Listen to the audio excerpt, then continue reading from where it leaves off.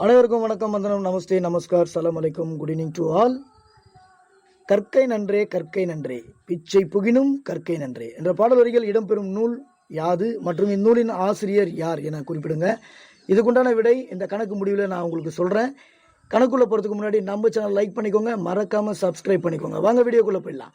கீழே கொடுக்கப்பட்டதில் எதன் மதிப்பு அதிகம் அப்படின்னு கேட்குறாங்க. வாங்க பார்க்கலாம் எதனுடைய மதிப்பு அதிகம்.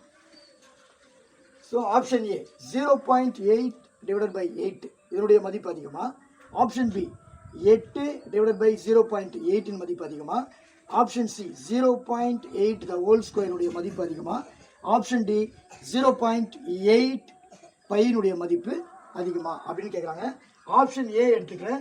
0.8 divided by 8 இதை எப்படி எழுதலாம்? முழு ஸ்தானமாக நம்ம மாற்றிக்கலாம். 0.8 முழு ஸ்தானமாக மாற்றணும் அப்படின்னா 8 divided by 10 இந்த divided by 8.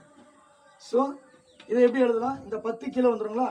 8 இந்த 10 கீழே வந்துச்சுன்னா 10 × 8 ஈக்குவல் டு இப்போ 8 பைத்தெட்டு 80, 10 80.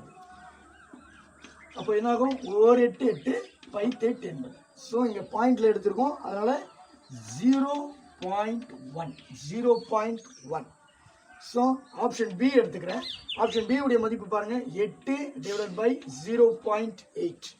8 divided by 0.8 இதை எப்படி எழுதலாம்? நம்ம 8 இந்த 0.8 முழு ஸ்தானமாக நம்ம மாற்றணும்னாக்க என்ன பண்ணலாம்?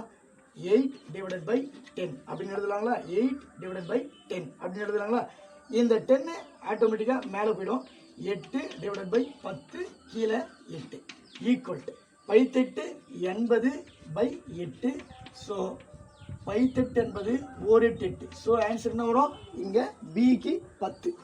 அடுத்தது பாருங்க சியை பாருங்க, 0.8 the whole square வேல்யூ கண்டுபிடிக்கலாமா? பாருங்க 0.8 முழு ஸ்தானமாக நம்ம பார்த்தோம்.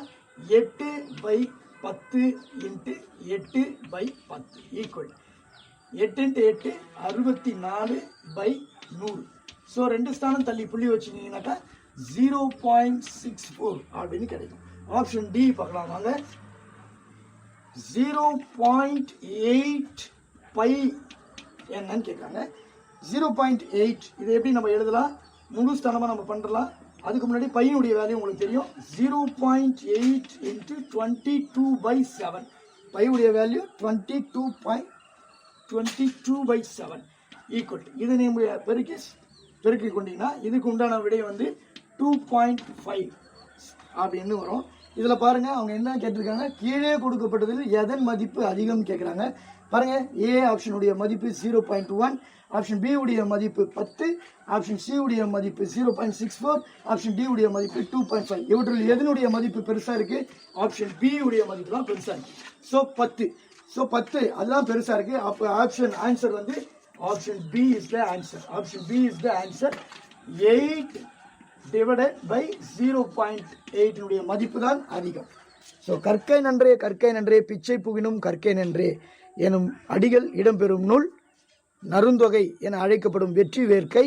இதனுடைய ஆசிரியர் அதிவீரராம பாண்டியர். நன்றி, வணக்கம்.